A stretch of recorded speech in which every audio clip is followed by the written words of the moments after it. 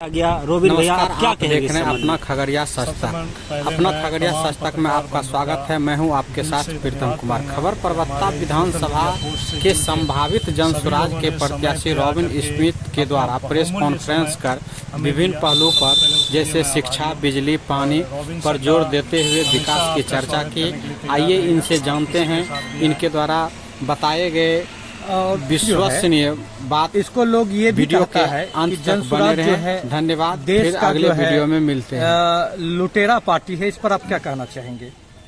अच्छा, वो बात कौन कहता है? देश जो सर्वे बता रही है, और सर्वे में जो क्षेत्र में हम लोग घूमते हैं, कभी कभी हमने जनता से ये पूछते हैं कि ये बताइए कि जनसुराज जो पार्टी है वो कैसी पार्टी है, तो वो कहता है कि देश में जितने भी पार्टी है उस पार्टी का सलाहकार है, इसलिए देश को पहले वो लूट चुका है।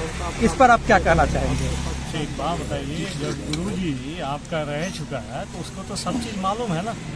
आप जब वैसे लोगों से ही सवाल पूछेंगे कि ये कैसा पार्टी है तो उसको मालूम है कि इसने तो सबका राज जान रखा है।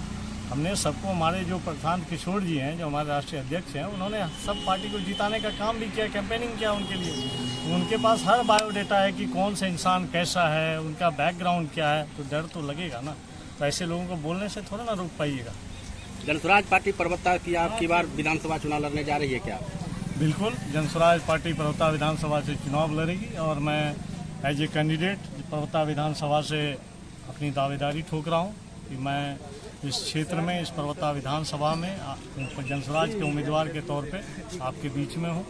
अगर आप परबत्ता जीते हैं तो पहली प्राथमिकता क्या रहेगी आपकी? सबसे जो पहली प्राथमिकता है शिक्षा और रोजगार, और यहाँ पे हुए भ्रष्टाचार का भेद खोलना, लोगों के बीच में रखना। डेवलपमेंट ही मेन मकसद रहेगा। जो मैंने अभी कुछ देर पहले भी आप लोगों को ब्रीफ किया कि इंसान जल के बिना और जल से मरेगा, वो सारी समस्याओं को दूर करेंगे।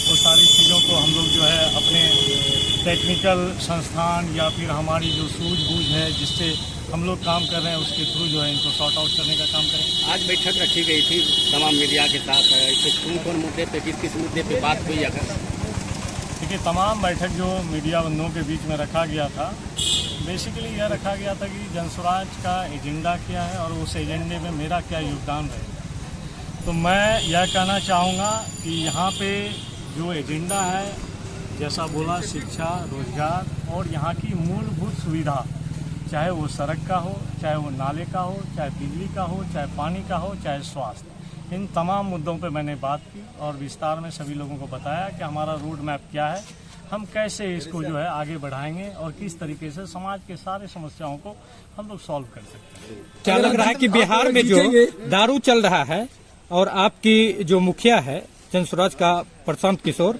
वो कह रहे जीतने के बाद मेरी सरकार बनेगी तो 100% हम दारू को बंद करवा देंगे। दारू को बंद नहीं, मेरे ख्याल से उन्होंने यह कहा है कि दारू चालू करवाएंगे। देखिए, मैंने अभी आप लोगों के बीच में अपनी बात रखी थी और मैंने कहा था बिहार में राजस्व की कमाई का मुख्य स्रोत क्या है अभी के टाइम। आपको तमाम राज्यों से महंगा पेट्रोल आपको बिहार में मिलता है। क्यों? क्योंकि राजस्व की कमाई इससे हो रही है। और कमाई का जरिया क्या है? ज़मीन का रजिस्ट्रेशन। तो आपको मालूम है कि ज़मीन का रजिस्ट्रेशन सबसे महंगा है बिहार में। तीसरा जो कमाई के लिए अब स्रोत रह गया वो रह गया गुटखा, इसलिए गुटखा बंद नहीं किया गया। टैक्स आता है उस पर, अच्छा खासा टैक्स से तो कमाई होता है। जो मुख्य स्रोत है, देखिए, आप कहते हैं कि शराबबंदी तो है ही नहीं बिहार में। आप पहले 2 दुकानें होती थी, अभी होम डिलीवरी जैसी बातें चलती है। सुनने में आता है कि होम डिलीवरी हो जा रहा है, लोग नकली शराब पी करके मर रहे हैं, ये किसी से छिपा हुआ नहीं है। ठीक है, नशे की गिरफ्त में हमारे युवा आ चुके हैं जो स्मैक जैसे खतरनाक नशे का शिकार हो।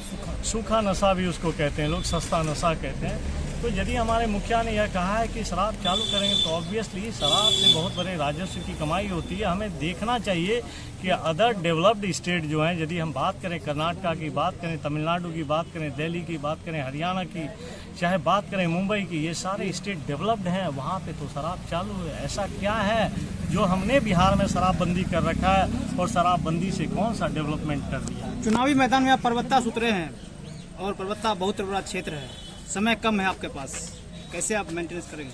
मैं यह जो चुनाव लड़ने के लिए उतरा हूँ, मैं अपने दम पे नहीं उतरा हूँ, मैं जनता के दम पे, जनता के बीच में हूँ और मेरा कैंपेनिंग जनता करेगी और चाहे कितना भी बड़ा क्षेत्र हो, चूंकि जनता हमारे साथ होगा तो ये कैंपेनिंग बहुत आसान हो गया, हम आसान से कवरेज करें। परबत्ता के विधायक डॉक्टर संजीव कुमार कहते हैं कि परबत्ता में विकास की गाथा लिख चुका हूं मैं, फिर जनता आपके साथ कैसे आएगी? बहुत बड़ी चुनौती होगी आपके लिए। काफ़ी समय से मैंने इस बात पे बहस भी किया, आप लोगों के बीच में अपनी बातों को भी रखा कि विकास जो है बोल के नहीं होता, विकास को दिखाना होता है। आप दिखा दीजिए विकास, हम मान लेंगे विकास। तो विकास की गाथा यदि लिखी गई है तो जनता देख रही है ना, जनता जवाब देगी कि आपने कितनी गाथा लिखी है। आपके पिताजी एक विरासत दिए हैं, क्योंकि शिक्षा के दौर में उन्होंने जो अलग जगहें हैं शायद कोई नहीं जगह पाए, इसलिए उसको राष्ट्रपति पुरस्कृत भी किया गया है राष्ट्रपति के द्वारा। उनकी विरासत को संभालना एक बहुत बड़ी चुनौती होगी आपके लिए रोबिन जी। देखिए, मेरे पिताजी ने जो मुझे सबसे कीमती रत्न दिया है वो दिया है शिक्षा। उन्होंने मेरी पढ़ाई में कहीं कोई कमी नहीं रखी। मैंने इंजीनियरिंग किया, मैंने MBA किया और डॉक्टरेट में एडमिशन ले रहा हूँ।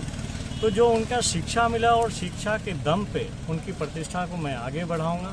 मैं चाहूँगा जिस तरह से मेरे पिताजी सम्मानित हुए, मेरे कार्य को देख करके मैं भी इस समाज के द्वारा सम्मानित किया जाऊँ।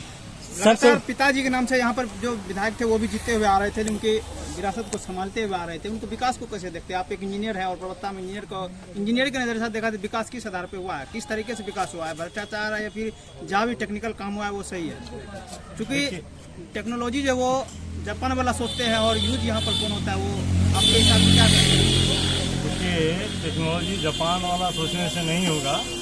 आप लोग सभी एक कहावत से भलीभूत वाकिफ होंगे कि जब एक मोकामा पुल था पुराना वाला, तो पहले मोकामा पुल के लिए यह कहा जाता था ऊपर से फीट फाट और भीतर से मोकामा घाट।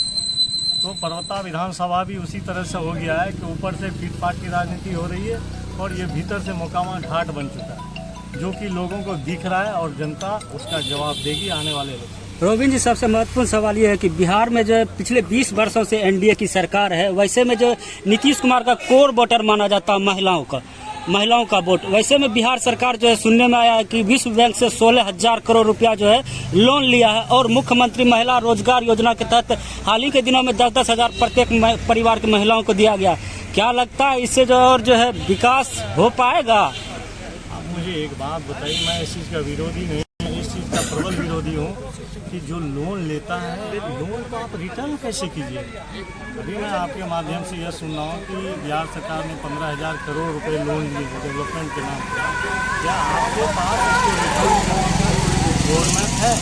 पहले से ही बिहार कर्जों में डूबा हुआ है। बिहार पे रेवेन्यू जनरेशन का बहुत बड़ा प्रेशर है, उसको रिटर्न करने का कोई रोड मैप नहीं। रही बात महिलाओं के खाते में 10,000 देने की, मैं कहूँगा ये 10,000 से अच्छा आप रोजगार की व्यवस्था कीजिए कि परमानेंट उनको रोजगार कैसे मिले।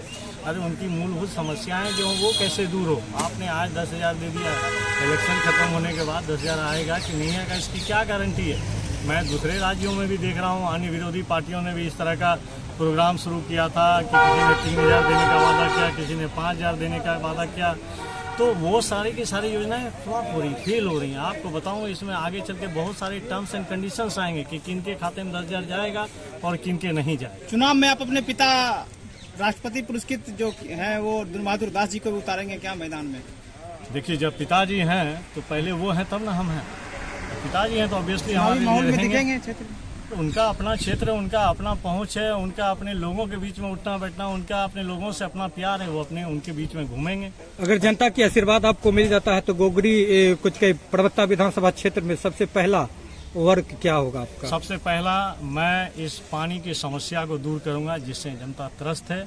जो पानी हर जगह जम रहा है और उन्हें पीने का स्वच्छ पानी नहीं मिल रहा है, ये सबसे पहली मेरी प्राथमिकता होगी। और उसके बाद परबत्ता विधानसभा जनता को क्या बोलना चाहेंगे?